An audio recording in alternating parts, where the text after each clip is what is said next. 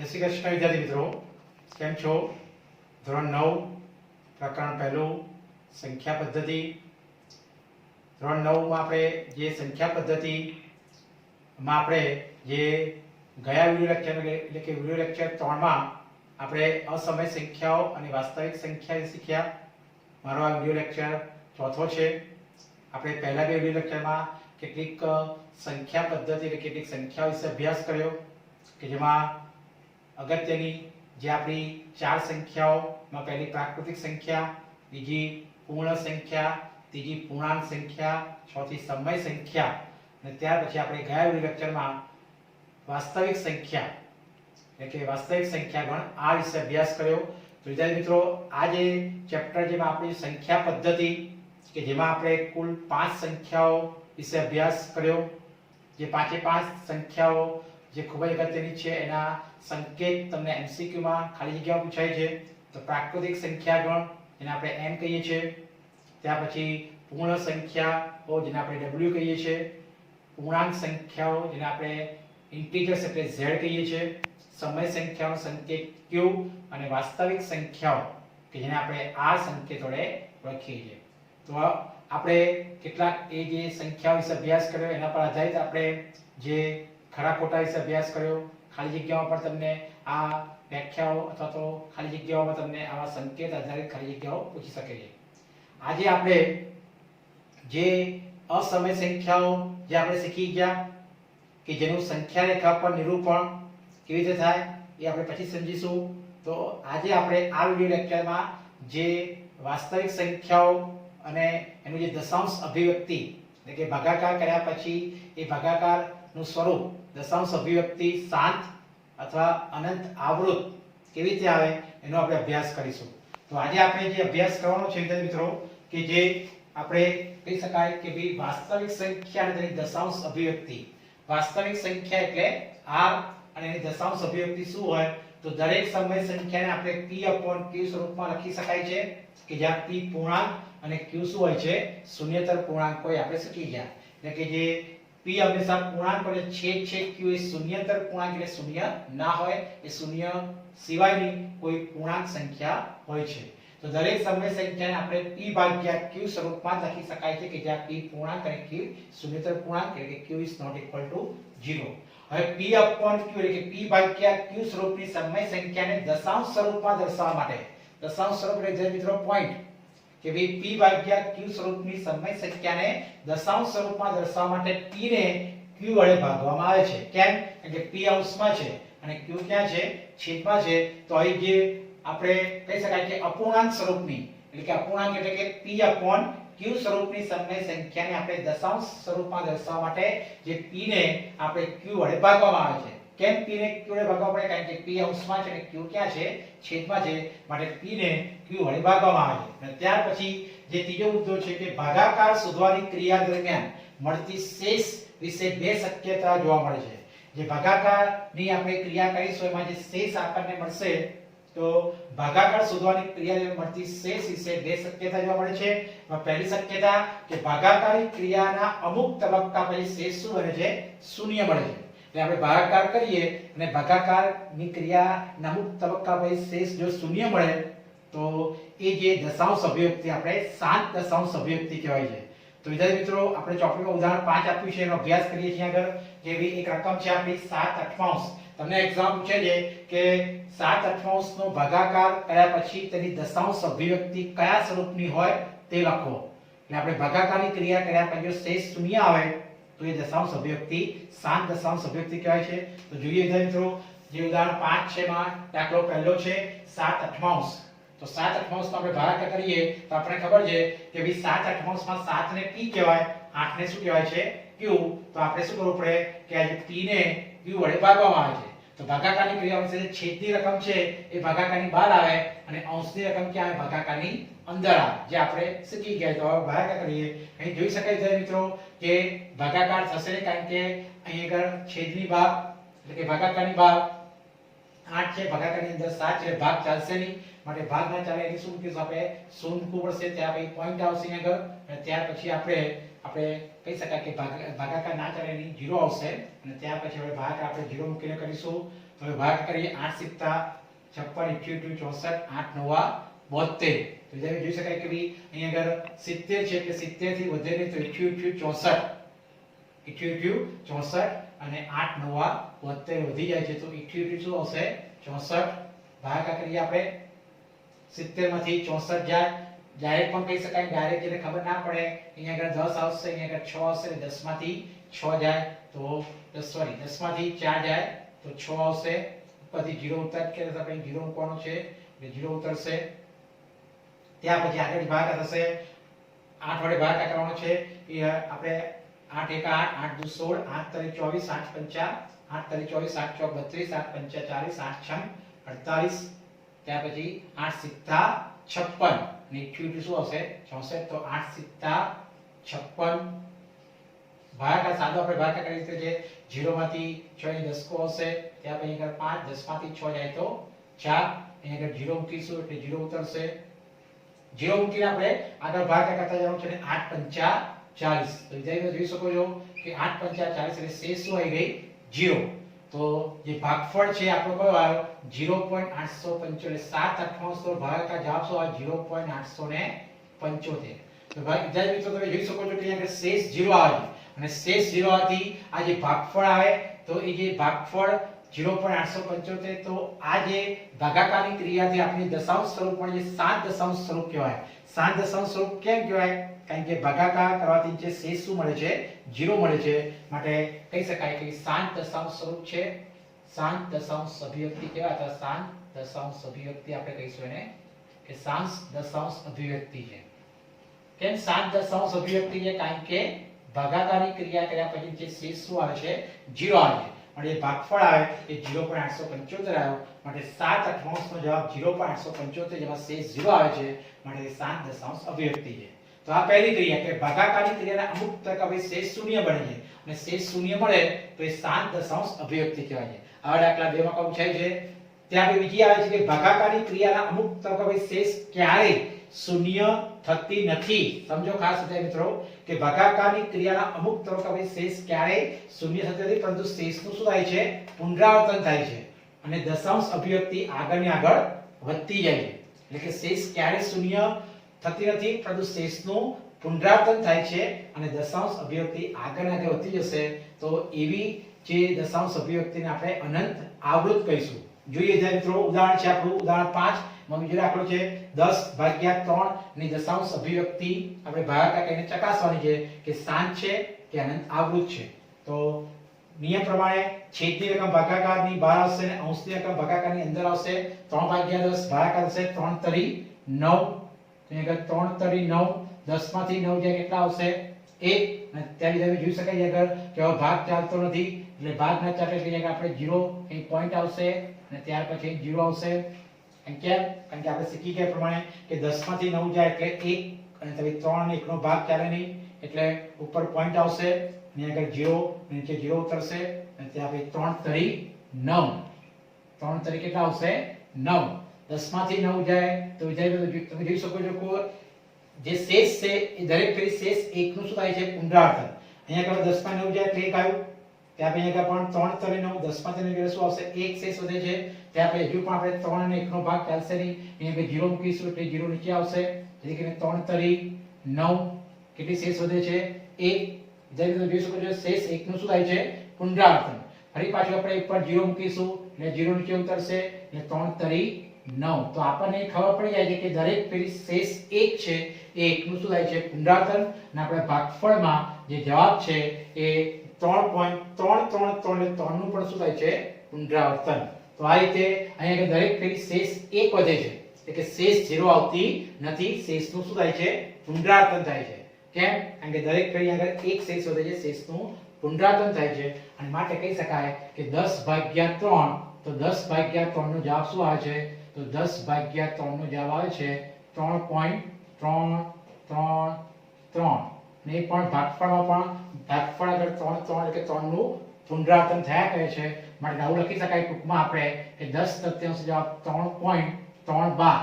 કેમ કારણ કે જે અંકનું પુનરાવર્તન થતું હોય છે મિત્રો એની પર શું કરવામાં આવે છે 12 કરવામાં આવે છે માટે 3.333 ડેશ ડેશ ડેશ કારણ કે 3 નું શું થાય છે પુનરાવર્તન જેથી કરીને એને આપણે ટૂંકમાં લખવું હોય તો 3.32 એટલે જે અંકનું પુનરાવર્તન થતું હોય એની પર 12 કરવામાં આવે છે તો આને આપણે કહી શકાય કે અનંત આવૃત દશાંશ અભિવ્યક્તિ કહીશું. કેમ? કારણ કે શેષનું શું થાય છે પુનરાવર્તન અને જે ભાગફળ છે એમાં પણ જોઈ શકો વિદ્યાર્થી મિત્રો કે ભાગફળ પર 3 અંકનું શું થાય છે પુનરાવર્તન. તો આવી દશાંશ અભિવ્યક્તિને આપણે શું કહીશું અનંત આવૃત દશાંશ અભિવ્યક્તિ. માટે કહી શકાય કે ભાઈ શાંત દશાંશ ની પણ શું કહેવાય અનંત આવૃત કહેવાશે કે અનંત આવૃત દશાંશ અભિવ્યક્તિ છે. અનંત આવૃત દશાંશ અભિવ્યક્તિ એનો અર્થ કે આ જે આપણે 10 ભાગ્યા 3 નો ભાગાકાર 3.312 અથવા તો 3.333 એટલે કે 3 અંકનું થાય છે પુનરાવર્તન માટે એને કહી શકાય કે આ અનંત આવૃત દશાંશ અભિવ્યક્તિ છે. અનંત આવૃત અથવા પુનરાવર્તિત દશાંશ સંખ્યા પણ કહેવાય. કઈ સંખ્યા કહેવાય? પુનરાવર્તિત દશાંશ સંખ્યા અથવા અનંત આવૃત દશાંશ અભિવ્યક્તિ છે. તો મિત્રો આ બે માર્કના દાખલા પૂછાય છે. એટલે ભાગાકારની જે ક્રિયા કરવાની છે એ ભાગાકારની ક્રિયામાં અમુક તબક્કા પર જે શેષ શૂન્ય આવે તો એ જે દશાંશ અભિવ્યક્તિ શાંત દશાંશ અભિવ્યક્તિ કહેવાય. પણ જો શેષનું પુનરાવર્તન થતું હોય તો એ દશાંશ અભિવ્યક્તિ અનંત આવૃત દશાંશ અભિવ્યક્તિ કહેવાય છે. તો આ ખાસ ધ્યાન રાખજો મિત્રો. આ દાખલા બે પૂછાય છે તો આમ જે સંખ્યાની દશાંશ અભિવ્યક્તિ શાંત અથવા અનંત આવૃત હોય તે સંખ્યા કેવી છે? સમય સંખ્યા કહેવાશે. તો આ બધી સંખ્યા 7/8 10 તૃતીયાંશ મિત્રો આ સંખ્યાને આપણે સમય સંખ્યા કહીશું. કેમ? કારણ કે આની દશાંશ અભિવ્યક્તિ શાંત અથવા અનંત આવૃત હોય છે. જેમ કે 7/8 નો જવાબ 0.875 માં શેષ શૂન્ય આવે માટે શાંત દશાંશ અભિવ્યક્તિ થઈ. જ્યારે 10 તૃતીયાંશ નો જવાબ 3.312 એટલે કે અનંત આવૃત દશાંશ અભિવ્યક્તિ થઈ. માટે આવી સંખ્યાને આપણે સમય સંખ્યા કહીશું. ત્યાર પછી આપણે શીખી ગયા મિત્રો કે વર્ગમૂળ 2 એટલે 2 નું વર્ગમૂળ નીકળે નહીં, વર્ગમૂળ 3 3 નું વર્ગમૂળ નીકળે નહીં, વર્ગમૂળ 5 5 નું વર્ગમૂળ નીકળે નહીં. તો આ બધી અસમય સંખ્યાની દશાંશ અભિવ્યક્તિ અનંત અનાવૃત મળે. એટલે કે તમે ભાગાકાર કરશો તો ભાગાકાર કર્યા પછી જે ભાગફળ છે એમાં કોઈ અંકનું પુનરાવર્તન થશે નહીં. ભાગફળમાં કોઈ અંકનું પુનરાવર્તન ન થાય એનો અર્થ કે એને આપણે દશાંશ અભિવ્યક્તિને અનંત અનાવૃત કહેવાય. તો એવી જે અસમય સંખ્યાઓ છે વર્ગમૂળ 2 વર્ગમૂળ 3 વર્ગમૂળ 5 વર્ગમૂળ 6 વર્ગમૂળ 7 કે જે સંખ્યાનું વર્ગમૂળ ઘનમૂળ ચતુર્થમૂળ પંચમૂળ ન નીકળતું હોય એવી જે અસમય સંખ્યાઓની દશાંશ અભિવ્યક્તિ હંમેશા અનંત અનાવૃત આવે. આ ખાસ એક માપમાં પૂછાય છે કે જે અસમય સંખ્યાઓ છે જેની દશાંશ અભિવ્યક્તિ અનંત અનાવૃત મળે છે. પાઈ પણ એક અસમય સંખ્યા આપણે જાણીએ છીએ મિત્રો અને પાઈની કિંમત શું હોય છે 22/7 અથવા તો પાઈની કિંમત 3.14. વિદ્યાર્થી જે 3.14 લખ્યું છે એ આશરે એટલે શું કહેવાય? આસન મૂલ્ય કહેવાય. આ પોઈન્ટ પછી બે આંકડા એટલે કે બે દશાંશ સ્થળ સુધીનું આસન મૂલ્ય છે. વિદ્યાર્થી મિત્રો તમે પાઈની કિંમત આપણે 22/7 એટલે તમે 7/22 કરશો તો 7/22 કરવાથી જે ભાગાકાર છે એ ભાગાકારમાં કહી શકાય કે કોઈ અંકનું પુનરાવર્તન નહીં થાય અને કહી શકાય કે તમને જે ભાગફળ છે એ ચાલુ રહેશે અને માટે કહી શકાય કે એ અનંત અનાવૃત કહેવાય. તેની બે દશાંશ સ્થળનું જે આસન મૂલ્ય છે 3.14 એટલે પોઈન્ટ પછી બે આંકડા એટલે કે બે દશાંશ સ્થળ કહેવાય. તો 22/7 અથવા એ જે એક્ઝામ પૂછે છે કે પાઈનું આસન મૂલ્ય શું હોય તો પાઈનું બે દશાંશ સ્થળનું આસન મૂલ્ય છે 3.14 એટલે કે પોઈન્ટ પછી બે આંકડા અને બે દશાંશ સ્થળનું આપણે આસન મૂલ્ય કહેવાય છે. માટે પાઈનું આસન મૂલ્ય એ 3.14 છે. તો જે મિત્રો પાઈ પણ એક અસમય સંખ્યા છે કે જે અનંત અનાવૃત મળે છે. તો આવી તમને બે માર્કના દાખલા પૂછે છે કે તમે ભાગાકારની ક્રિયા કરવાની અને ભાગાકારની ક્રિયા કર્યા પછી એ દશાંશ અભિવ્યક્તિ શાંત આવશે અથવા અનંત આવૃત આવશે. એ આપણે ભાગાકાર કર્યા પછી શેષ શૂન્ય આવે તો એ દશાંશ અભિવ્યક્તિ શાંત હોય અને જો શેષ શૂન્ય ના આવે પરંતુ શેષનું શું થતું હોય પુનરાવર્તન થાય અને ભાગફળમાં પણ જે અંકનું પુનરાવર્તન થતું હોય તો એવી સંખ્યાની દશાંશ અભિવ્યક્તિ શું કહેવાય અનંત આવૃત છે. ત્યાર પછી મિત્રો આપણે આગળ શીખીએ. ત્યાર પછી મિત્રો આપણે આગળ અભ્યાસ કરીએ તો આપણે જે ખાસ જોયું કે કોઈ પણ જે સમય સંખ્યા હોય છે સમય સંખ્યાની જે દશાંશ અભિવ્યક્તિ જો શેષ શૂન્ય હોય તો એ શાંત દશાંશ અભિવ્યક્તિ કહેવાય છે અને જો શેષ શૂન્ય ના હોય અને શેષનું પુનરાવર્તન થતું હોય અને જે આપણું ભાગફળ છે કે ભાગફળમાં પણ જે અંકનું પુનરાવર્તન થતું હોય તો એવી સંખ્યા આપણે અનંત આવૃત દશાંશ અભિવ્યક્તિ કહેવાય છે. ત્યાં બીજા મિત્રો આની પર આધારિત કેટલાક જે એક માર્કના ટૂંકા સવાલ પૂછાય છે.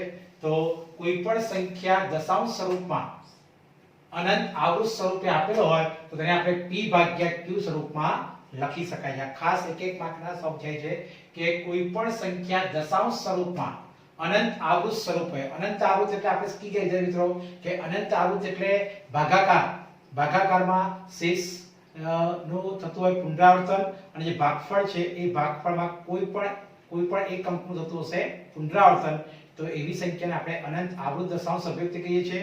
તો એ જો દશાંશ સ્વરૂપ અનંત આવૃત સ્વરૂપે હોય તો આપણે p/q સ્વરૂપમાં હવે લખી શકાય છે। કઈ રીતે?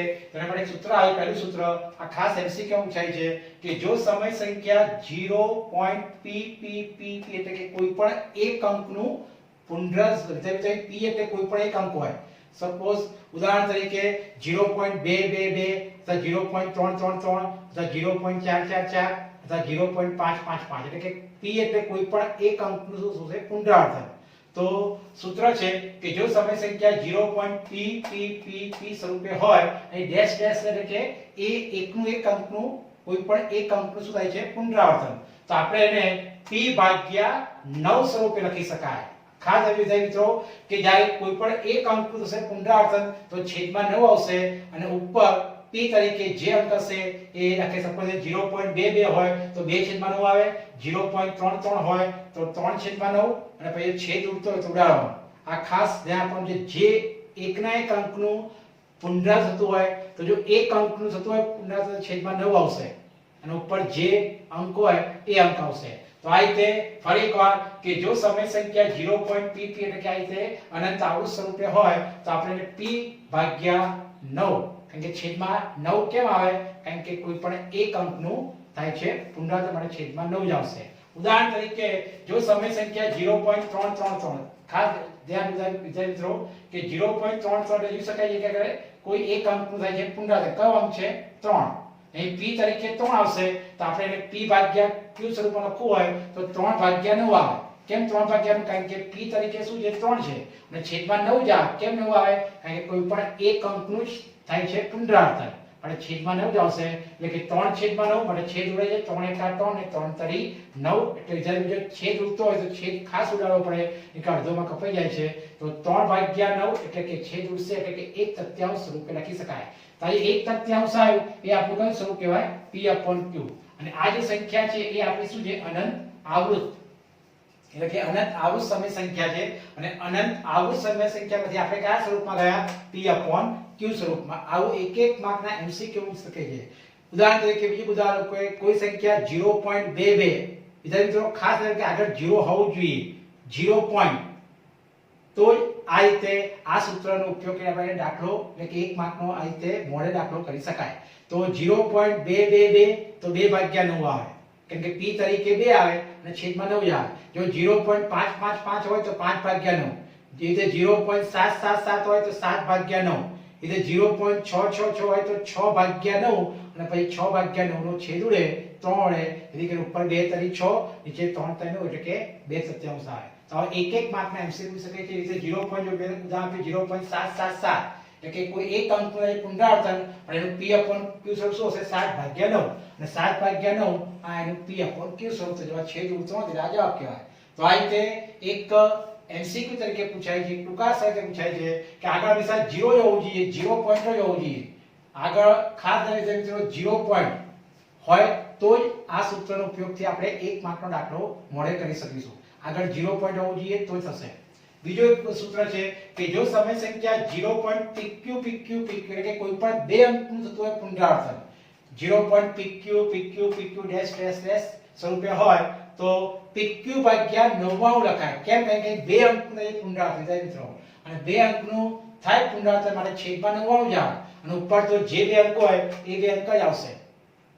તો આ રીતે આ એક એક માર્કના સવાલમાં આવા MCQ તરીકે અને એક એક માર્કના સવાલ પૂછી શકે છે। તો ફરી એકવાર કે જો સમય સંખ્યા 0.pq સ્વરૂપે હોય તો એનું p/q સ્વરૂપ છે pq/99 સ્વરૂપે શકાય। ઉદાહરણ તરીકે જો 0.232323 અહીં જોઈ શકો તમે મિત્રો કે અહીં બે અંકનું થાય છે પુનરાવર્તન। કયા બે અંકનું? 23 એટલે 0.232323 ડેશ ડેશ ડેશ સ્વરૂપ હોય તેનું p/q સ્વરૂપ શું આવશે? તો ઉપર આવશે 23 અને છેદમાં 99 જ આવે। કેમ ઉપર 23? કારણ કે જે બે અંકનું થાય પુનરાવર્તન એ બે અંક ઉપર આવશે અને છેદમાં હંમેશા 99 જ આવે। કારણ કે બે અંકનું થાય તો છેદમાં 99, એક અંકનું થાય તો 9, 3 અંકનું થાય તો 999, એ રીતે 4 અંકનું થાય તો 9999. એટલે જેટલા અંકનું પુનરાવર્તન થતું હોય એટલા નવડા છેદમાં આવશે અને અંશમાં જે અંકનું થતું હોય પુનરાવર્તન એ અંક અંશમાં આવે. અને જો છેદ ઉડતો હોય તો ઉડાડવાનો. તો આ ખાસ ધ્યાન આપવાનું છે. તારી 0.2323 તેનો જવાબ આવશે 23 ભાગ્યા એટલે કે 23 ભાગ્યા 99 અને છેદ ઉડતો નથી એટલે આ આપણું p/q સ્વરૂપ કહેવાય. તો આ આપણે શું કહેવાય કે અનંત આવૃત સમય સંખ્યા છે. કેમ અનંત આવૃત? કારણ કે વિદ્યાર્થીઓ જોઈ શકાય છે કે આમાં 23 સુધા જે પુનરાવર્તન માટે એ અનંત આવૃત દશાંશ સંખ્યા છે અને એનું p/q સ્વરૂપ 23/99. એ જે 0.121212 તો આ જે અનંત આવૃત દશાંશ સ્વરૂપે સંખ્યાને p/q શું હશે? 12/99. કેમ 12? કારણ કે અહીં 0.121212 એટલે કે 12 નું થાય છે પુનરાવર્તન, 12 એટલે કે 2 અંકનું થાય પુનરાવર્તન માટે 12 ભાગ્યા છેદમાં 99 જ આવે. કારણ કે 2 અંક માટે છેદ ઉડશે તો 4 તરી 12 અને 33 તરી 99 જેથી કરીને જવાબ આવશે 4 33 જો છેદ નહીં ઉડાડો તો માર્ક આપી શકે છે. જો છેદ ઉડતો હોય તો છેદ ઉડાડી અને આપણું આ p/q સ્વરૂપ કહેવાશે. એ ત્રીજું સૂત્ર છે કે જો સમય સંખ્યા 0.pqr ખાસ ધ્યાન રાખજો 3 અંકના એક પુનરાવર્તન કે 0.pqr આ એક પ્રમાણિત સ્વરૂપ છે અને પ્રમાણિત સ્વરૂપ પરથી આપણે ઉદાહરણ આપીએ છીએ કે જો સમય સંખ્યા 0.pqr સ્વરૂપે હોય તો આપણે p/q સ્વરૂપ શું હશે? તો pqr છેદમાં 999.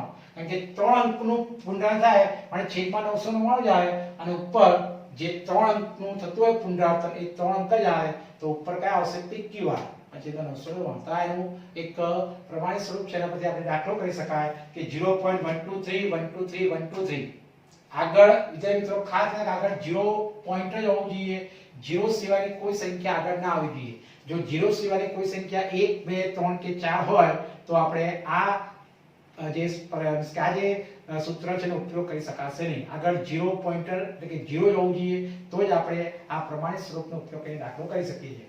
તો 0.123 તો આ એક અનંત આવૃત દશાંશ સ્વરૂપને આપણે p/q સ્વરૂપે લખવું હોય તો કયા 3 અંકનું? તો 1 2 3 3 અંક ઉપર આવશે 1 2 3 છેદમાં શું હશે? 3 નવડા. કારણ કે 3 અંકનું પુનરાવર્તન થાય માટે છેદમાં 999 આવે. કે જેટલા અંકનું પુનરાવર્તન થાય એટલા છેદમાં નવડા આવશે માટે 123/999 અને છેદ ઉડે છે 3 તો 41 તરી અને 333 તરી. છેદ વિદ્યાર્થી મિત્રો ખાસ ઉડાડવો પડશે. છેદ ઉડશે તો એટલે કે 41 તરી 333 તરી તો જવાબ આવશે 41/333 સ્વરૂપે. તો આ એનું p/q સ્વરૂપ થયું. છેદ ઉડતો ઉડાડવો પડે. એ જ બીજું ઉદાહરણ છે 0.567 તો એનું p/q સ્વરૂપ શું હશે? 567/999. કેમ? કારણ કે 3 અંકનું થાય છે પણ ઉપર 567 જ આવે અને છેદમાં 999 આવે. 3 છેદ ઉડતા જાય છે. ડાયરેક્ટ ઉડાડી શકો છો અથવા તો મેં 3 કે ભાઈ અહીં 189 તરી 567 અને 333 તરી 999 એટલે ફરી પાછું 3 છેદ ઉડે છે કે 111 તરી 333 અને 63 તરી 189. તો જવાબ આવશે 63/111.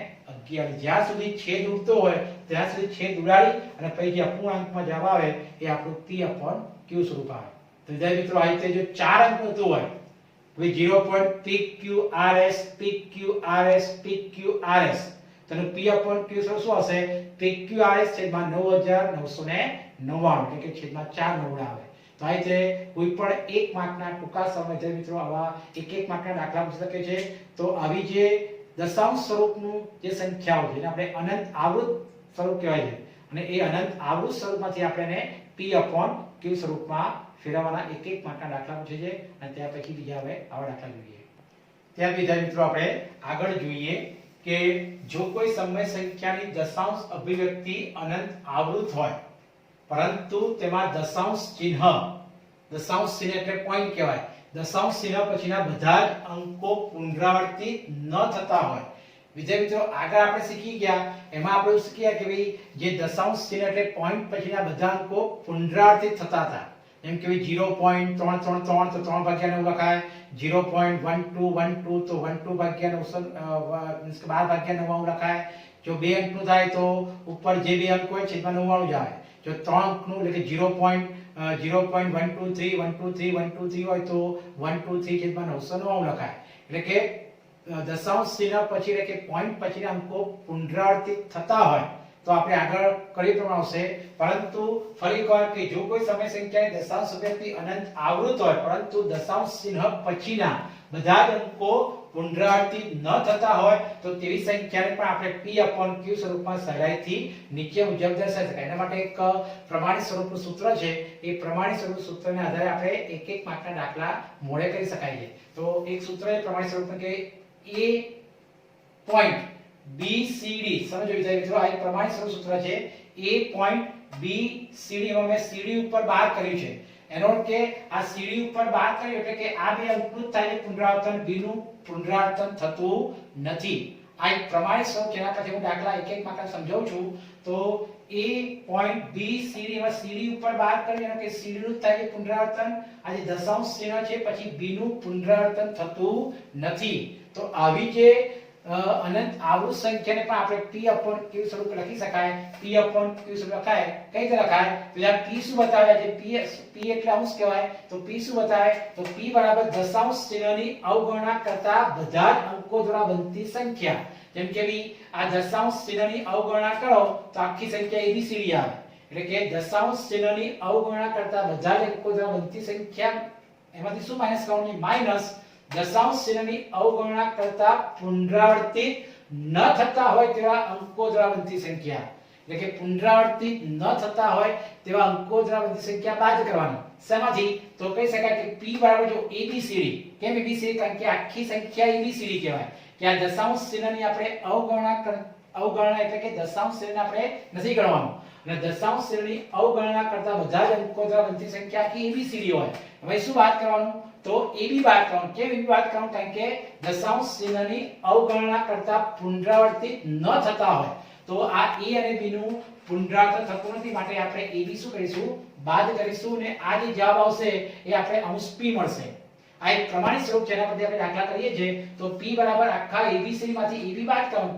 કેમ ab બાદ કરવાનું? કારણ કે ab નું પુનરાવર્તન થતું નથી. આપણે દશાંશ ચિહ્નને અવગણને દશાંશ ચિહ્ન કાઢીને આ રીતે p abcd માંથી ab બાદ કરીશું. જ્યારે q શું બતાવે છે નીચે? તો q એટલે દશાંશ ચિહ્ન બાદ, એટલે કે પોઈન્ટ પછી. આ જે પોઈન્ટ છે પોઈન્ટ પછી કે દશાંશ ચિહ્ન બાદ જેટલા અંકો પુનરાવર્તિત થતા હોય તેટલા નવડા આવે. સમજો ખાસ, જેટલા અંકો પુનરાવર્તિત થતા હોય તેટલા 9 અને જેટલા અંકો પુનરાવર્તિત ન થતા હોય તેટલા શું મૂકવાના આવે છે મિત્રો? શૂન્ય. જેટલા અંકો પુનરાવર્તિત ન થતા હોય તેટલા શૂન્ય દ્વારા બનતી સંખ્યા. એટલે જેમ તમે જોઈ શકો છો કે તમારે દશાંશ ચિહ્ન પછી જ જોવાનું.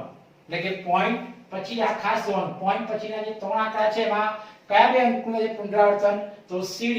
એટલે કે બે અંકનું થાય છે માટે જેટલા અંકનું પુનરાવર્તન થતું હોય તેટલા નવડા. એટલે કે બે નવડા આવશે અને ખાલી એક અંકનું પુનરાવર્તન થતું નથી માટે એક 0 આવે. એટલે કે 990 આવે. એટલે કે q ની કિંમત શું આવે? 990. કેમ? કારણ કે ખાલી બે અંકનું પુનરાવર્તન માટે જેટલા અંકનું પુનરાવર્તન થાય તેટલા નવડા. તો cd નું થાય છે માટે બે અંકનું માટે બે નવડા આવે અને b નું એક અંકનું પુનરાવર્તન થતું નથી માટે એટલા 0 એટલે 0 મૂકવાનો. માટે q ની કિંમત 990 આવશે. તો આ રીતે પ્રમાણિત સ્વરૂપ પરથી આપણે આ એક સૂત્ર મળે છે આપણને કે ભઈ આ રીતે કોઈ સંખ્યા રીતે આપી હોય a.b.cd ઉપર બાદ કર્યું છે. એનો અર્થ કે આખી abcd માંથી આ ab બાદ કરી અને છેદમાં 999. તો આ પ્રમાણિત સ્વરૂપે આપણે દાખલો કરી છે. એક ઉદાહરણ આપી છે કે રકમ લખી મેં 5.462 ઉપર 12 કરી છે. વિદ્યાર્થી મિત્રો, જ્યારે આપણે પોઈન્ટ પેલા જે કોઈ પણ સંખ્યા આપી હશે, 5 આપી હોય, 2 આપી હોય, 3 આપી હોય, 1 આપી હોય, 4 આપી હોય, તો એમાં આપણે કહી શકાય કે આ રીતે દાખલો મોડે કરી શકાય કે 5.462 માં 62 ઉપર 12 કર્યું છે. તો હવે આપણે p કઈ રીતે આવશે? તો આપણે દશાંશ ચિહ્નને કાઢી નાખવાનું. તો આખી સંખ્યા શું હશે? 5462 ને 5462 ને શું બાદ કરવાનું? તો વિદ્યાર્થી મિત્રો, આ બે અંકનું પુનરાવર્તન થતું નથી એટલે 54 શું કરવાના? બાદ કરવાના. આ એક માર્કના દાખલો છે, તમે મોડે કરી શકો છો. તો જે બે અંકનું પુનરાવર્તન ન થાય એને બાદ કરો. એટલે આપણે દશાંશ ચિહ્નને અવગણને દશાંશ ચિહ્ન ગણવાનું નથી. તો આખી સંખ્યા 5462 માંથી 54 બાદ કરવાનું. એ આપણું અંશ આવશે. અને છેદમાં શું આવશે મિત્રો? તો છેદમાં વિચાર પોઈન્ટ પછી જ જોવાનું. પોઈન્ટ પછીનું જમણી બાજુ જ જોવાનું. તો પોઈન્ટ પછી જમણી બાજુ 462 માં 62 ઉપર 12 કર્યું છે. તો મિત્રો બે અંકનું પુનરાવર્તન થાય માટે બે નવડા આવે અને ખાલી આ જે 4 નું પુનરાવર્તન થતું માટે એક અંકનું પુનરાવર્તન થતું માટે શું આવશે? એક 0 આવે એટલે છેદમાં 990 હશે. અને ત્યાં બીજા મિત્રો બાદબાકી કરશો 5462 ને 54 બાદ કરશો એટલે 5408 છેદમાં 990. તો આ આપણું શું આવી ગયું? P/Q સ્વરૂપ. તો આ જે આપણી રકમ છે જે આપણી અનંત આવૃત દશાંશ અભિવ્યક્તિ છે કે એ અનંત આવૃત દશાંશ અભિવ્યક્તિમાં શું છે? P/Q સ્વરૂપ. આ મોડે એક માર્કનો દાખલો છે, તને રીત ના પૂછી હોય તો આ મોડે કહી શકો છો. અને રીત કઈ થાય એ પછી જ્યારે સ્વાધ્યાય આપણે કરીશું એમાં કરીશું. બીજો દાખલો છે 3.4178. તો તમે જોઈ શકો છો કે 3.4178 ઉપર આપણે 12 કર્યું છે એટલે કે 78 થાય છે પુનરાવર્તન, એટલે 787878. તો આ જેનું P/Q શું હશે? તો આપણે દશાંશ ચિહ્નને અવગણત એટલે કે દશાંશ ચિહ્ન કાઢી નાખીએ તો આખી રકમ શું હશે? 34178. એમાંથી કઈ સંખ્યા બાદ કરવાની? તો 341 બાદ કરવાની. કેમ 341? કારણ કે એ 3 અંકનું પુનરાવર્તન થતું નથી એટલે દશાંશ ચિહ્ન આપણે કાઢી નાખવાનું છે. તો દશાંશ ચિહ્નને અવગણત આખી રકમ હશે 34178 માંથી 341 બાદ કરો એ આપણું P આવશે. અને છેદમાં તમારે પોઈન્ટ પછીનું જોડ ખાસ ધ્યાન દેજો મિત્રો. પોઈન્ટ પછીની આ ચાર આંકડા જોવાના. 4178 માં 78 થાય છે પુનરાવર્તન માટે જે બે અંકનું પુનરાવર્તન થાય માટે એટલા નવડા આવે, બે નવડા. અને આ બે અંકનું પુનરાવર્તન થતું નથી. કયા બે અંકનું? તો 41 નું. અને બે અંકનું પુનરાવર્તન ન થાય માટે 2 0 આવે. એટલે પોઈન્ટ પછી ખાસ ધ્યાન દેજો મિત્રો, જે Q છે એ Q હંમેશા પોઈન્ટ પછી જ જોવાનું. પોઈન્ટ પછી જમણી બાજુ જેટલા અંકનું પુનરાવર્તન થાય એટલા નવડા આવે અને જેટલા અંકનું પુનરાવર્તન ન થતું એટલા 0. તો અહીં આગળ 2 78 ઉપર 12 કર્યું છે માટે 99 અને 41 ઉપર 12 નથી કર્યું માટે 41 નું પુનરાવર્તન થતું માટે 41 એટલે બે અંક છે માટે 2 0 આવે. તો આ રીતે બાદબાકી કરીશું. 34178 માંથી 341 બાદ કરશો 33837 અને છેદમાં તો 9900. છેદ રૂપ તો ઉડાડવા ના ઉડતો જવાબ. એ જે ત્રીજું એક ઉદાહરણ છે 1.27 તો જોઈ શકો છો મિત્રો અહીં આગળ 1.27 બાર. તો આ પણ શું છે? અનંત આવૃત છે. એમાંથી P/Q શું આવે? તો વિદ્યાર્થી મિત્રો જોઈ શકો છો કે આખી આપણે રકમ લઈએ તો દશાંશ ચિહ્નને અવગણતા 127 માંથી 1 બાદ કરવાનું. કેમ 1 બાદ કરવાનું? કારણ કે જેનું પુનરાવર્તન થતું હોય એ બાદ કરવાનું. એ આપણું P આવતું હોય. તો 127 - 1 અને છેદમાં 99 જ આવે. કેમ? કે પોઈન્ટ પછી જ જોવાનું. પોઈન્ટ પછી જમણી બાજુ કેટલા અંક છે? 2 અંક. અને બંને અંકનું થાય છે પુનરાવર્તન કે 27 ઉપર 12 કર્યું છે. જેની ઉપર 12 કર્યું હોય એટલા અંકનું થાય પુનરાવર્તન. માટે 27 ઉપર 12 કર્યું માટે 2 અંકનું થાય પુનરાવર્તન માટે છેદમાં શું હશે? 99. એટલે જેટલા અંકનું પુનરાવર્તન થાય એટલા 9 આવે. તો માટે છેદમાં 99. અને ત્યાં 127 માંથી જે 126 છેદમાં 99 છેદ ઉડશે 11 9 99 અને 14 9 126 માટે છેદ ઉડતો હોય તો છેદ ઉડાડી અને 14 છેદમાં 11 આ રીતે આ કહી શકાય કે ભાઈ કોઈ સમય સંખ્યાની દશાંશ અભિવ્યક્તિ અનંત આવૃત. આવી સંખ્યા અનંત આવૃત જ છે પણ અનંત આવૃત છે પરંતુ આ દશાંશ ચિહ્ન પછીના બધા જ અંકો પુનરાવર્તિત થતા નથી. આ જે દશાંશ ચિહ્ન પછીના જે બધા અંકો છે એ પુનરાવર્તિત થતા નથી. અને પોઈન્ટ પહેલા પણ આવી 5 3 1 ગમે તે હોય તો આવી જે અનંત આવૃત સંખ્યાનો આપણે P/Q સ્વરૂપમાં એક એક માર્કના દાખલામાં મોડે કરી શકાય છે મિત્રો. આવા દાખલા આપણે 2 માર્કના પછી રીત સાથે પણ શીખીશું. પણ એક એક માર્કમાં પૂછ્યું હોય તો રીત કરવાની જરૂર નથી. તમે આ રીતે કોઈ પણ અનંત આવૃત દશાંશ અભિવ્યક્તિને P/Q સ્વરૂપમાં દર્શાવી શકો છો. તો મિત્રો ખાસ ધ્યાન આપો.